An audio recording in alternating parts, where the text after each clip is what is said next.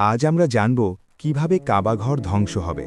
মক্কার আকাশ শান্ত, কাবাঘরের চারপাশে মানুষ তাওয়াফ করছে, দোয়া করছে, কান্না করছে। হাজার বছর ধরে এই ঘর দাঁড়িয়ে আছে।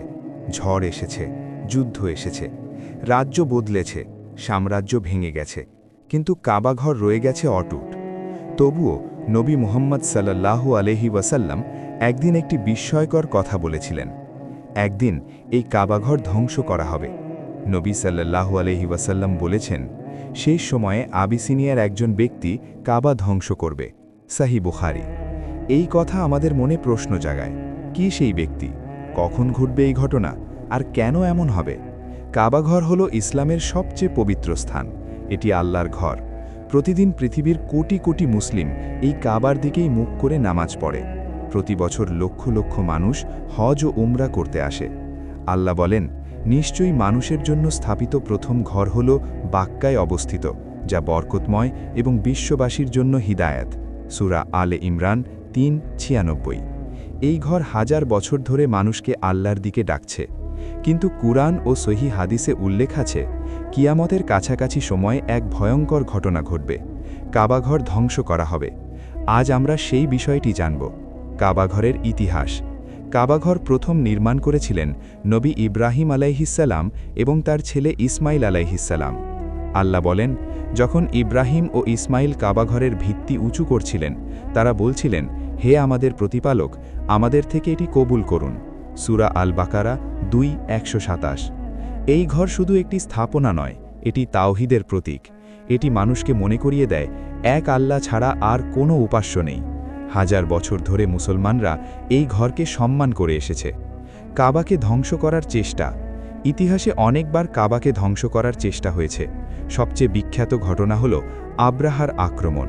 সে বিশাল সেনাবাহিনী নিয়ে হাতিসহ মক্কা আক্রমণ করেছিল কাবা ধ্বংস করার উদ্দেশ্যে, কিন্তু আল্লাহ নিজেই এই ঘরকে রক্ষা করেছিলেন। আল্লাহ বলেন, তুমি কি দেখনি তোমার প্রতিপালক হাতিওয়ালাদের সাথে কি করেছিলেন? সূরা আল ফিল ১০৫। এরপর আল্লাহ ছোট পাখি পাঠালেন, তারা পাথর নিক্ষেপ করল, সেই শক্তিশালী সেনাবাহিনী ধ্বংস হয়ে গেল। এই ঘটনা আমাদের শেখায়, কাবাঘর আল্লাহ নিজেই রক্ষা করেন। শেষ সময়ের একটি ঘটনা। তবে নবী মুহাম্মদ সাল্লাল্লাহু আলাইহি ওয়াসাল্লাম আমাদের জানিয়েছেন, শেষ যুগে একটি ঘটনা ঘটবে। নবী সাল্লাল্লাহু আলাইহি ওয়াসাল্লাম বলেছেন, একজন আবিসিনীয় ব্যক্তি যার পা পাতলা হবে, সে কাবা ভেঙে ফেলবে। সহিহ বুখারী। আরেকটি হাদিসে এসেছে, সে কাবার পাথর খুলে খুলে ফেলবে। সহিহ বুখারী। এই হাদিস আমাদের জানায়, কাবা ধ্বংসের ঘটনা কিয়ামতের খুব কাছাকাছি সময় ঘটবে, যখন পৃথিবীতে ঈমানদার মানুষ খুব কম থাকবে। কেন এমন হবে? প্রশ্ন আসে, কেন কাবা ধ্বংস হবে? কারণ তখন পৃথিবীতে আল্লাহর ইবাদত প্রায় থাকবে না। নবী সাল্লাল্লাহু আলাইহি ওয়াসাল্লাম বলেছেন, কিয়ামত তখনই হবে যখন পৃথিবীতে আল্লাহ আল্লাহ বলার মতো কেউ থাকবে না। সহিহ মুসলিম।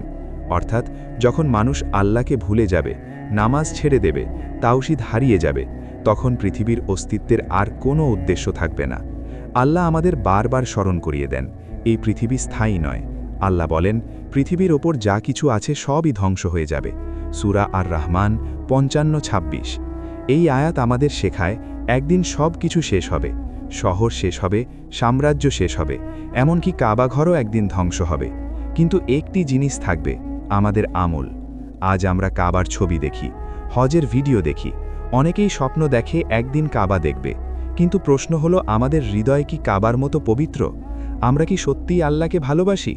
নবী সাল্লাল্লাহু আলাইহি ওয়াসাল্লাম বলেছেন, মানুষের দেহে একটি টুকরো মাংস আছে, তা ভালো হলে পুরো দেহ ভালো হয়, তা হলো হৃদয়।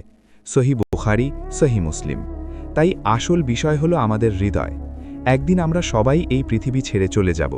কাবা থাকবে, মানুষ তাওয়াফ করবে, কিন্তু আমরা থাকব না। তখন আমাদের সাথে থাকবে না টাকা, সম্পদ, সম্মান, শুধু থাকবে আমাদের কাজ। আল্লাহ বলেন, যেদিন সম্পদ ও সন্তান কোনো উপকার করবে না, তবে সে ব্যক্তি ছাড়া যে আল্লাহর কাছে পরিষ্কার হৃদয় নিয়ে আসে। সূরা আশ-শুআরা ২৬, ৮৮-৮৯। তাই আজই সময়, আজই নিজেদের বদলানোর সময়। আমরা যদি সত্যি কাবাকে ভালোবাসি, তাহলে আমাদের জীবনেও পরিবর্তন আনতে হবে।